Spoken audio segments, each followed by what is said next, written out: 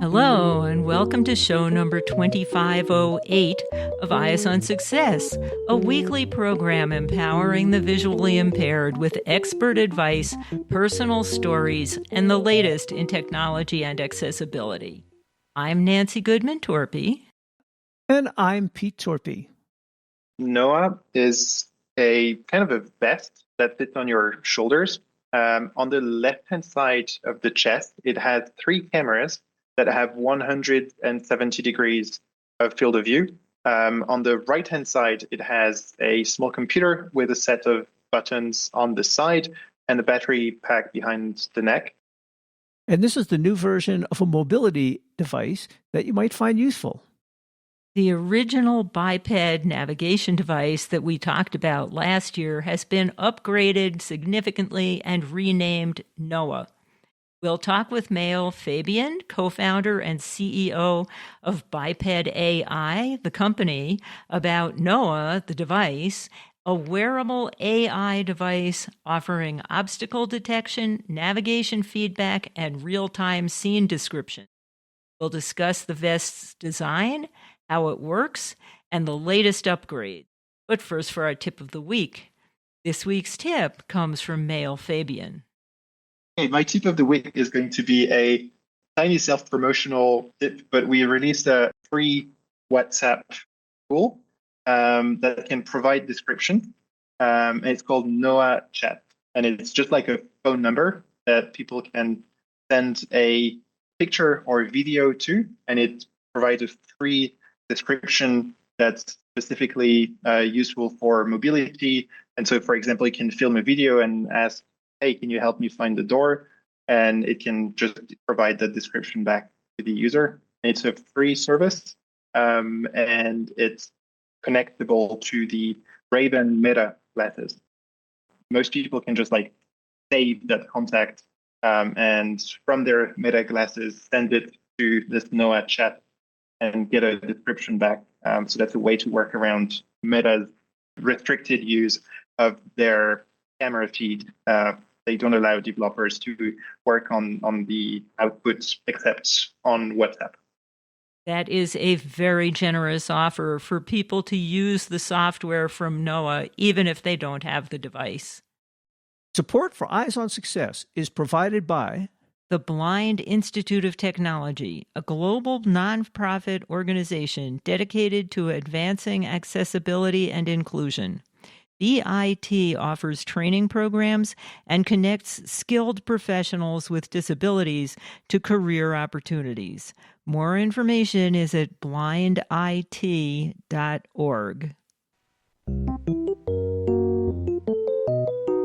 You are listening to Eyes on Success. Success, success, success, success, success. Let's start by meeting Mael. Well, we have a guest back with us whom we talked to before, but he's got some new updates for us this year. So, Mael, maybe you can tell people who you are and what you do. Hey, thanks a lot for having me today. My name is Mael Fabien. I am one of the co-founders of a company called Biped AI, and we're a Swiss company. So I'm actually dialing in from Switzerland today. But you're French, and your partner is German. I'm originally French, founder is German, so very multicultural European startup, I'd say. And tell people a little bit about your background. Yeah, so I basically have been working on Biped AI for about 4 years now. Initially came across a person who was using a white cane and heading to the ophthalmic hospital in Lausanne. There was during the middle of COVID, so here in Switzerland, and he was doing a video call to a friend, and his friend was actually guiding him to head to the hospital. And I realized, there's probably something that could be done. And I came from a background in applied AI, so I was doing my PhD in speech and computer vision processing. So mostly how you teach computers to understand speech and images. So yeah, kind of resonated, and that's how everything came together. So you don't have any visual problems yourself, but you just saw a problem that could be solved with the tools that you had, right? Yeah, absolutely. And I was lucky enough to meet one of the person working at the innovation department of the ophthalmic hospital shortly after, who told me everything about ultrasound sensor, laser sensor, LiDAR sensors, and everything they are basically testing and trialing for mobility purposes, and why she was so bullish on cameras actually being able to solve some of the challenges that arise with mobility. Well, if the individual can't see what's around them, it's nice if some device can see what's around them and provide that information. Yeah, I think that would be one of the ultimate goal, or like the value proposition. I think the cameras nowadays, they can perceive distance, they can see through the night. You can have like various angles of vision, so you can really kind of compensate depending on the scenario and the setting that the person really wants to tackle. Support for Eyes on Success comes from our listeners and corporate sponsors. For more information about airing promotional items on the show, send an email to hosts@eyesonsuccess.net.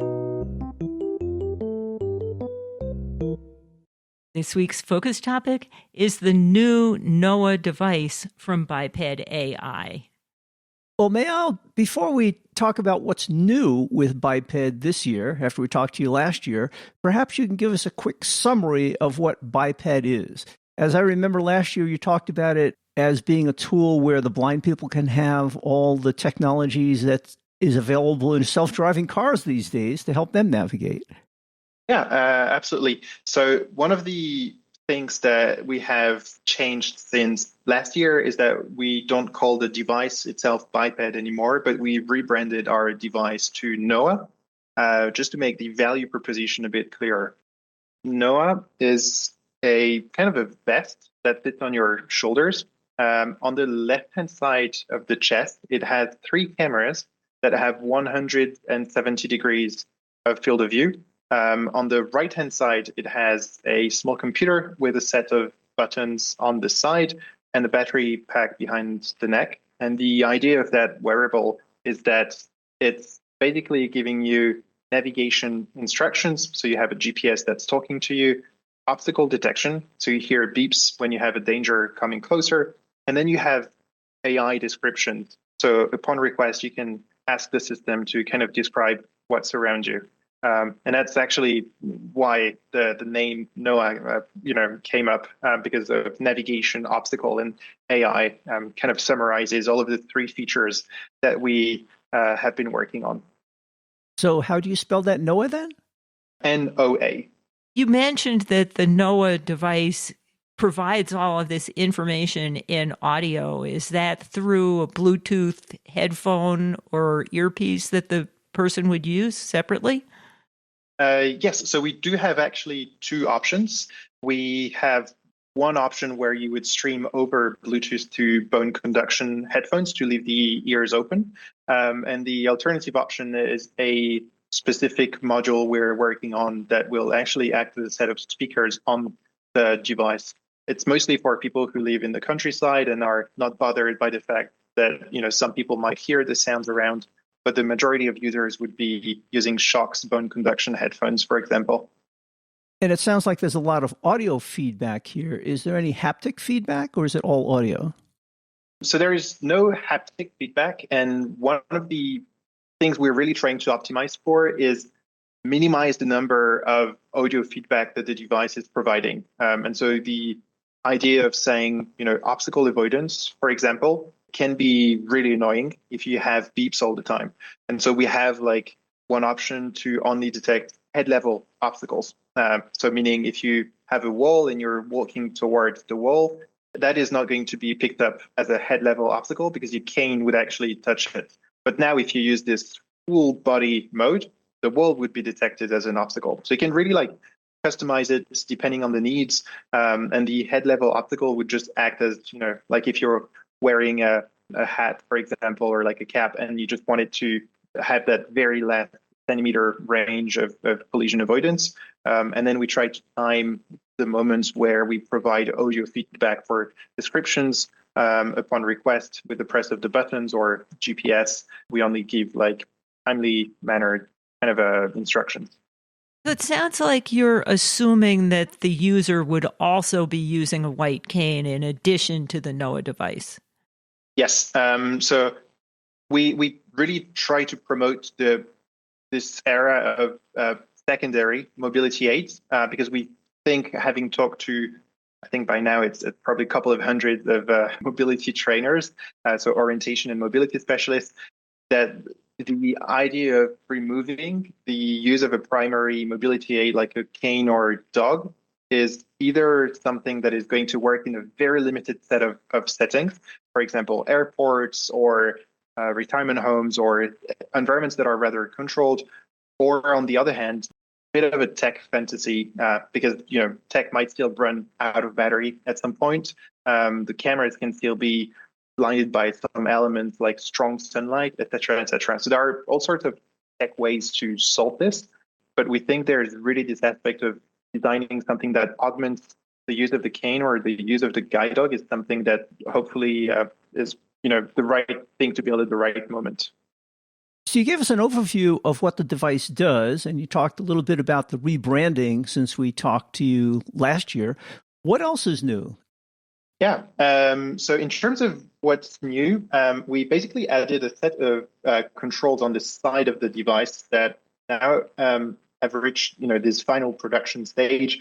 So you have this idea that you don't have to use the smartphone anymore to control the device. So you can just tap on buttons on the side to control the navigation, to control the obstacle detection, and to control the AI elements. So for AI elements, for example, I can tap onto the buttons at the bottom of, so I'm just taking my left hand, putting it on the right side of my chest, so like crossing it. And then my index would be aligned with the buttons at the top. That's to control navigation. And then a bit lower would be obstacle avoidance, and a bit lower would be AI.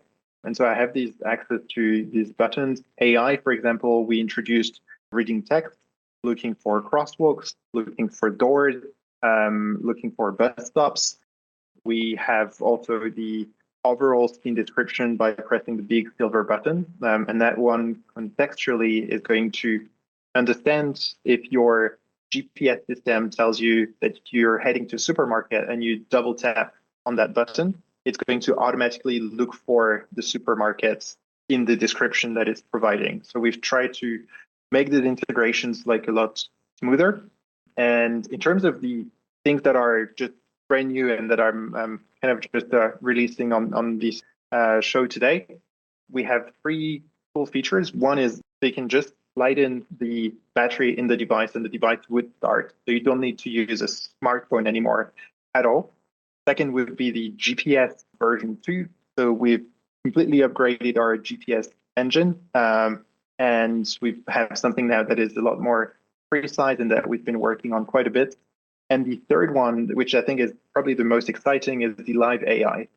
What's cool is that we've really designed something where we can now stream images to an AI server that's going to describe in real time what's happening around the person and work out smart ways to figure out what's important at a specific moment.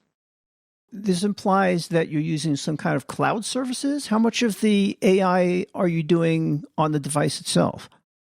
This feature would be running on the cloud service, and that's something where the typical experience is you can just save your hotspot of your smartphone, and then we'd be streaming images. So we have all the compression that's happening locally to minimize the impact on the data of the user. And it's basically consuming way less data than a regular FaceTime, for example. Then the server is going to respond to the person in less than 3 seconds. And then we've applied all sorts of tips and tricks to make it feel like less than 3 seconds because you're moving. So if we're describing what was 3 seconds ago in front of you, it's not relevant anymore. So that's really this mix of having local AI where we can detect all the obstacles and all the elements that are interesting, and having access to the biggest resources and GPUs of these AI servers is a good mix. And we think we've found a pretty cool balance that can work for mobility.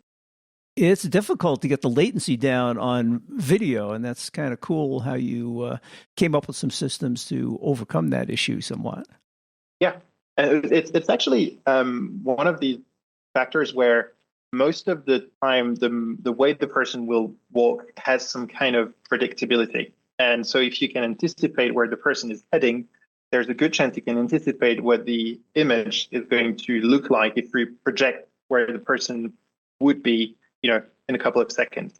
And applying those tricks, you can actually just provide descriptions that are projecting where the person would be, and then have this mobility aspect that's really embedded in the system itself, which is a lot harder if you use, for example, the live AI of Meta, the Ray-Ban glasses, because you might be pointing at different things or moving your head around a lot faster, and that's a lot harder to predict what you're going to do next, and you can have more impact of latency there.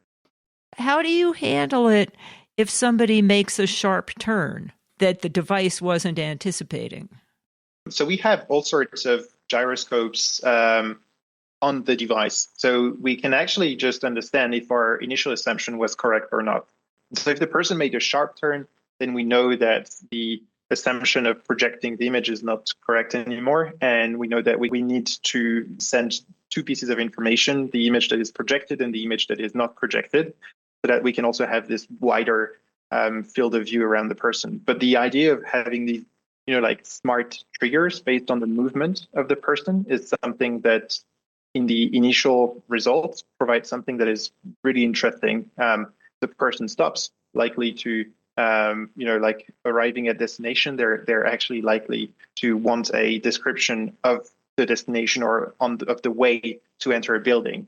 And I think really diving into these, understanding of what could be the intent of the user is kind of opening up several things. And it's not a mode we would force by default. It's a mode you'll be able to enable directly from the buttons on the side of the device. And it might still do errors. I mean, you're looking at the output of the live AI of Meta, but we're quite optimistic this is going to also, be a nice update. Now, I take it this video AI capability, one wouldn't use it all the time during one's entire trip. That would take up a lot of cloud power and a lot of resources in terms of battery and stuff like that. In what circumstances would people use this? From our initial experiments, the aspect of confirming or like redoing a journey that you might have just met, for example, with a mobility trainer, or that you did with a relative, and that you want to have that extra level of confirmation in the initial exploration, is what would be breaking this gap. Most of our users right now are using the device in known areas or known journeys, and then gradually expanding to taking another path that goes through that park, et cetera, and following the GPS instructions. But really, this aspect of like discovering new places is something that still needs to be tackled, I would say. And I think these live AI descriptions are a way to do it, and really building the mental map on how to discover a new journey that has not been explored a lot in the past. That's the main use case we're envisioning for this. So you would mostly use this then for learning new routes, and then once you got comfortable, you wouldn't need this feature anymore. Yeah, and I think this is one of the, even with NOA as a device, it's ultimately, if you've learned all of your routes, then do you need the technology? You probably don't need the GPS aspect of it. You probably don't need the AI descriptions, because you would just focus on the extra obstacle avoidance, for example. So I think it's really ultimately this search for independence also means long-term aiming for not having to rely on a piece of technology. And I think this is one of the aspects that we understood from our conversations with orientation and mobility specialists. It's still a learning aspect. It's a great transition, could take years, but hopefully this is not something you would use on a day-to-day basis, but it's a cool feature to have probably. So it sounds like you've added a whole lot of new features since we talked to you not all that long ago. Does this device have the ability to get upgraded and updated once a person owns it? Yes. So we froze completely the hardware platform, but the software platform is just updated through our app called NOA Companion, so NOA Companion. And you basically just connect over Bluetooth to your device, and it tells you via pop-up there's a new update, and you just download it and restart the device. You've been wearing this device during this whole discussion we've been having, but this is an audio-only program. Can you describe how comfortable it is, how much it weighs, how big it is physically? I mean, you talked about the camera on one side and the controls on the other and the buttons. The device has basically flexible straps. So you can imagine it if you completely flatten it as like a U shape, that you can bend over the strap that go on your shoulders. And once you put it around your shoulders, you have one part that will go on the left side of your chest. It will stop around like mid-chest. And these are, on the left side, you'll have a set of cameras. And on the right side, again, stopping around mid-chest, you'd have a small computer. The small computer is a bit smaller than an iPhone, the part that goes on the right side of your chest. The straps are flexible rubber straps that have a metal structure inside that allows them to be bent and adapt to any type of morphology. But if you want, in terms of analogy, you can kind of picture it as wearing a backpack, but the straps of the backpack don't go, under your shoulder, but they stop kind of mid-chest, and you don't have the bag behind the backpack. How much does it weigh? So it weighs about 2 pounds or 1 kilogram, and the battery sits in the back. Most people would highlight that they find it light to wear, with the only limitation that people who are not used to having backpacks at all might find it disturbing, just like having a backpack or having to wear a backpack directly. Most of our users are backpack users directly. It's also one of the reasons why we have flexible straps, is because if you want to get rid of the device, then you just flatten it and you slide it into your backpack. But it's scratch resistant, water resistant, and you can turn it off by just pulling off the battery, or doing like a long press on the big silver button that's on the right side of the chest. So this sounds comfortable enough that you would be tempted to wear it all day. Does the battery life permit that? So most of the users that we have would use it really to commute. So it's not really something we envisioned as something, like you wear at home, for example. Like you're about to leave, slide in the battery, the device is ready in 12 seconds. You hear connected in your headphones, and you can, start walking with it. And then when you get to a coffee place, for example, you take the device off, you put it on the table, and there's a motion sensor inside that will automatically turn off the device or put it in this deep sleep mode. And basically, the device has about 3 hours of continuous walking time. But for the majority of people, that would be, like you need to walk for about 3 hours in a day. That would be a very long day. For most people, each battery is about 1 day, 2 days of use. And there's 2 batteries, so you can swap them pretty easily. You talked a bunch about the buttons on the display, and I know you can change the various modes that way. Is there also a way that you can use your voice to change some of these modes? Because I'm thinking sometimes a blind person is carrying a cane, maybe have something else in their other hand. Yeah, very good point. We're actually working on that exactly as we speak. I have my colleague that's sitting right in front of me that's programming the speech interface. I think it's going to be one of the cool updates is, just understanding what the person is asking and say, hey, Noah, look for a door, and have the device respond, for example, instead of having to push on the buttons on the side to look for a door. But I think the flexibility of having the buttons, that the quiet version of it, where you're not like walking alone in the street to your hardware, or having the speech interface whenever you feel like using it, that's the good flexibility. Well, it sounds like you've made a lot of progress, and it sounds like it should be a very useful device for many people. Hopefully, yeah. Thanks. You are listening to Eyes on Success. Success, success, success, success, success. Now for this week's final item, how to learn more about the NOA Navigation Assistant device from Biped AI and how to contact them. Well, Mael, if people want to learn more about the X-Biped device, which is now called NOA, or test it out, where would you direct them? So on our website, the website is the name of the company, so that's Biped, BIPED.AI, so biped.ai, and you'll find all information on the website. Do you have a social media presence? Yes, we do. We post mostly on Instagram. We have a TikTok account where we also show user feedback and testimonials. And we do have a newsletter. So on our website directly, we have this blog tab, and that's a Substack. And they make pretty good and accessible newsletter templates. So we send out a weekly newsletter with a couple of user feedback, tech updates, et cetera, et cetera. And if somebody wants to contact you with a question or a comment, how would they do that? So over email would be the easiest. So that would just be hello@biped.ai. And if people were interested in purchasing this device, they might want to test it out beforehand. Is there a way they can do that? Yes. So we do now work with distributors. So that's pretty cool because, being based out of Switzerland, not the easiest to travel for demos.